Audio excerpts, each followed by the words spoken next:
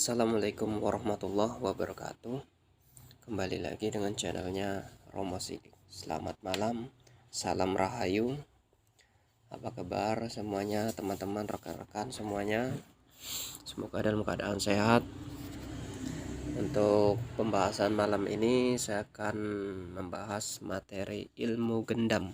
Bukan berarti saya memberikan ilmu gendam, namun memberi pemahaman definisi dengan tujuan ilmu gendam. Nah, saya akan apa sih itu ilmu gendam? Pasti kan orang selalu bertanya, apa sih hipnotis dan gendam gitu kan?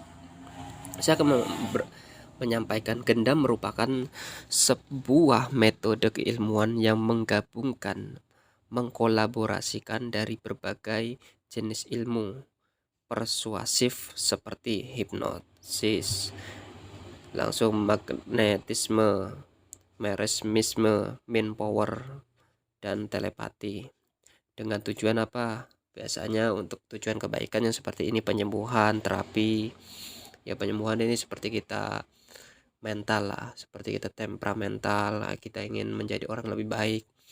Fobia dengan hal-hal yang gimana ya, misal kita orang takutan sama kucing, nah kita dengan cara gendam itu agar menggunakan daya energinya mempengaruhi alam bawah sadar si pasien kita menjadi lebih baik. Nah, bisa dengan tujuan pekerjaan agar pekerjaan kita lebih enak, dalam bekerja lebih santai, dan juga negosiasi ini untuk ya kita jual beli barang agar orang itu percaya dan yakin dengan omongan kita, maupun sosial, kehidupan kita, keluarga, berbagai urusan yang berkaitan dengan HAM ya. Itu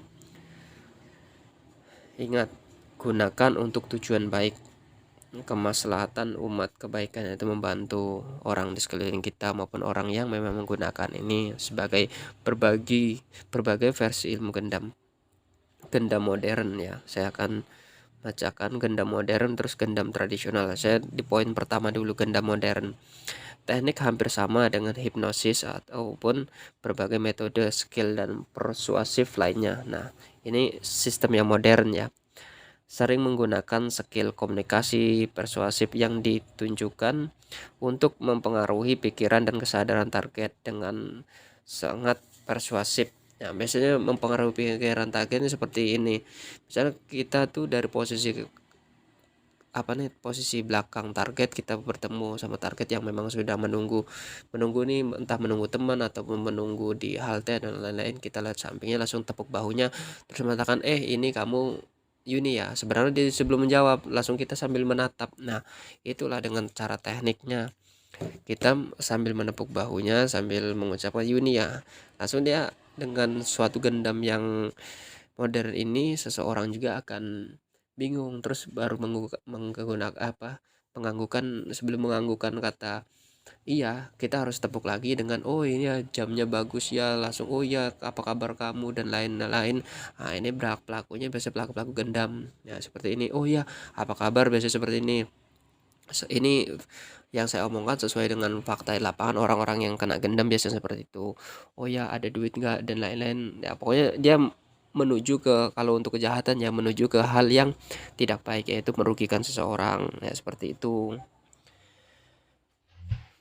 Yang kedua itu gendam tradisional. Nah, gendam tradisional itu tekniknya gendam menggunakan berbagai ritual tradisi. Biasa pakai mantra-mantra nih. Kalau gendam tradisional nih seperti puasa, kungkum, berendam, bacaan mantra, wirid, dan yang jelas itu pakai sesuatu yang lama. Beda dengan yang trik modern itu menggunakan apa ya? Seperti hipnosis, tapi dia harus menggunakan teknik yang seperti saya bilang, tepuk bahunya kah, atau langsung sebelum dia menjawab, siapa kamu, ke oh ya, misalnya tepuk bahunya langsung, Yuni apa kabar, oh ya gimana kabarnya dengan ini, ada, oh ya jamnya kamu bagus ya. Itu menggunakan trik teknik. Walaupun yang sistem gendam tradisional itu hampir sama, namun dia sebelum beraksi dia membacakan mantranya dulu, dan itu sangat, pernah juga teman saya seperti itu di provinsi tertentu lah. Dia mempunyai ilmu gendam itu dalam untuk pengobatan hal kebaikan. Memang dia menggunakan yang tradisional, dan itu menggunakan asap rokok. Sebelum target itu digendam, dia sudah membacakan mantranya sambil dihisap di asap rokok yang lalu ditiupkan ke wajah si korban. Korban itu tidak bisa melawan, tidak ada kalimat kurang ajar kamu. Saya melihat juga prakteknya orang tersebut saat menggendam orang lain juga tidak harus apa ya, ingin apa ya, maksudnya kompromi dulu, nggak ada, langsung main tiup aja di bagian muka, yang penting dia mencium dari asap yang sudah ada mantranya gitu. Nah itu gendam yang tradisional biasanya pakai itu, pakai seperti jimat ataupun batu cincin, dan ya yang kebanyakan sih pakai rokok lah ya, itu banyak lah. Terus ada gendam metafisika. Ini apa nih gendam metafisik? Gendam yang bersifat menggunakan energi vibrasi semesta ya, di mana proses harus melalui sedikit ritual juga nih. Sama dengan gendam tradisional dan mendapatkan energi vibrasi. Jadi dengan menggunakan energi-energi vibrasi ini dari hal-hal yang metafisik lah ya.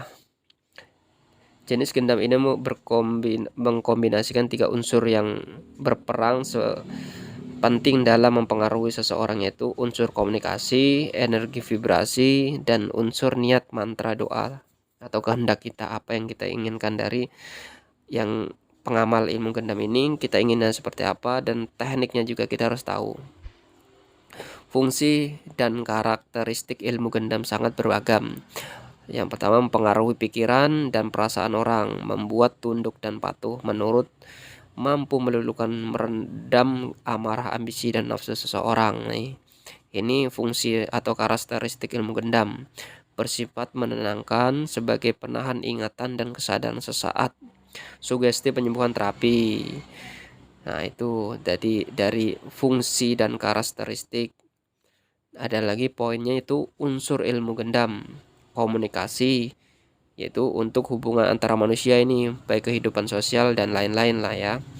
Yang selanjutnya energi vibrasi. Setiap manusia memiliki energi vibrasi dalam dirinya. Nah itu setiap manusia tetap mempunyai energi vibrasi, tergantung dari kita cara mengolahnya, baik itu dengan meditasi, dengan cakra-cakra dalam tubuh kita. Nah, itu tentu ada dalam tubuh kita itu ya. Niat mantra doa, pengertian dan bahasa yang intinya sama, memiliki kehendak kita dengan niat agar keinginan terwujud. Nah itu biasanya tergantung dari orang pengamalnya. Proses mekanisme gendam meliputi yaitu terkejut, kaget, shock, yaitu biasanya sebelum kita menggendam target itu memang harus dibikin terkejut, entah itu ditepuk bahunya, entah kita di jalan pas berpapasan langsung main tepuk bahunya di belakang, ataupun dengan cara kaget ya dengan cara terkejut ya, sama dengan kaget gitu ya, dari belakang, entah itu salaman langsung dikejutkan, ditarik tangannya dikit. Nah buat seseorang menjadi kaget, shock secara tiba-tiba tanpa terpengaruh sepengetahuan target, itu teknik cablek lah, atau orang Jawa itu cablek lah itu ya. Entah itu ditepuk bahunya maupun salaman sambil ditepuk tangan kirinya, bisa juga dipercaya ya. Percaya ini teknik kaget shock. Nah, percaya juga ada poin lagi. Di saat orang percaya, Anda membuat seseorang percaya dengan Anda dapat memperdaya dan mempengaruhi target agar bertindak sesuai dengan keinginan Anda. Nah, kita menggunakan komunikasi juga sih agar orang ini percaya dengan kita. Nah, itu yang teknik ketiga, marah, sedih, cemas, khawatir, emosi, dan tidak stabil. Nah, orang kalau sudah marah, sedih, cemas ini, ketika seseorang emosi tidak stabil, kesempatan terbaik Anda untuk mempengaruhi orang tersebut dengan energi vibrasi ya. Nah, cara tadi saya katakan, nah makanya kita tidak boleh entah di tempat umum itu dalam keadaan marah, berlebihan, sedih, cemas. Yang biasanya yang orang gampang digendam itu memang dalam kategori sedih, cemas, khawatir. Biasanya seperti hal penipuan, undian, itu kan dalam keadaan cemas, khawatir, gimana nih kalau mobilnya nggak saya ambil, otomatis hangus hangus 5 juta saya udah transfer. Nah, saya harus mentransfer lagi 3 juta. Ketika sudah transfer lagi 3 juta, dia minta lagi. Sebenarnya itu dengan suatu kekhawatiran kita, gampang seseorang itu menembakkan energi vibrasinya. Nah, langsung kagum heran ini di saat target sasaran Anda terheran-heran. Biasanya orang seperti menunjukkan suatu apa ya, sebilah apa ya, misal cincin lah ya, itu keren ataupun warnanya bagus. Nah, di saat target sasaran Anda terheran-heran dengan suatu yang dipegang oleh Anda maupun dompet, nah, kagum dengan Anda, di saat itu pula Anda dapat mempengaruhi orang tersebut agar bertindak mengikuti kemauan Anda. Ini pernah juga terjadi pada teman saya ya. Dia pernah pulang dari suatu daerah lah ya, daerah, terus dia minum kopi dan lain-lain. Ada seseorang menawarkan batu. Begitu batu tersebut sudah ditatap oleh dia, langsung ditepuk bahunya, kata pelaku ini, kata si korban ini ketika sudah sadar 2 jam kemudian. Setelah itu dia diajak bawa mobil tanpa sadar ya, muter-muter, akhirnya mungkin jangka keilmuan itu memang udah waktunya mau terasa sadar, dia ditinggalkan di tepi jalan, pakaian, laptop dan lain-lain itu habis semua, cuman ada handphone. Mungkin si pelaku memang memberikan kesempatan untuk dia mempunyai handphone agar bisa komunikasi dengan keluarga dan lain-lain biar bisa dijemput. Tapi itulah bahayanya kita kalau duduk membelakangi orang-orang belakang kita. Nah, syarat dan pantangan penguasaan ilmu gendam. Nah, ini syarat dan pantangan ya. Syaratnya itu harus tahu ilmunya, tekniknya, harus punya power energi vibrasi. Itu caranya gimana mempunyai power energi vibrasi, itu perlunya latihan. Yang kedua, yakin dan percaya pada kemampuan Anda sendiri. Tanamkan rasa percaya diri. Jika seseorang mempunyai power yang lebih tinggi dari Anda harus percaya diri kepada power Anda. Bukan berarti ketika Anda mendalami ilmu gendam, Anda sendiri bukan berarti tidak bisa, semua bisa, namun kemampuan seseorang itu berbeda-beda. Kondisi fisik, psikologis harus stabil, imbang dan tenang. Tidak boleh kelelahan, ngantuk, stres, emosi akan mengganggu dalam proses vibrasi gendam. Jadi kita kalau mau beraksi, ibaratnya orang beraksi dan menjalankan ilmu gendam nih, biasanya memang dalam ilmu psikologisnya dia harus stabil, termasuk yang tidak boleh kelelahan, ngantuk, stres maupun emosi. Itu pantangan-pantangan seperti itu. Jangan memberitahu kepada orang yang akan Anda gendam, dan orang yang akan Anda gendam jangan sampai mengetahui bahwa Anda bisa atau akan menggendam dia. Nah, biasanya kalau misalnya orang yang seperti saya bilang vibrasinya beda-beda maupun mantra beda-beda, biasanya dia pandai memblokkan diri dia bahwa dirinya akan digendam gitu.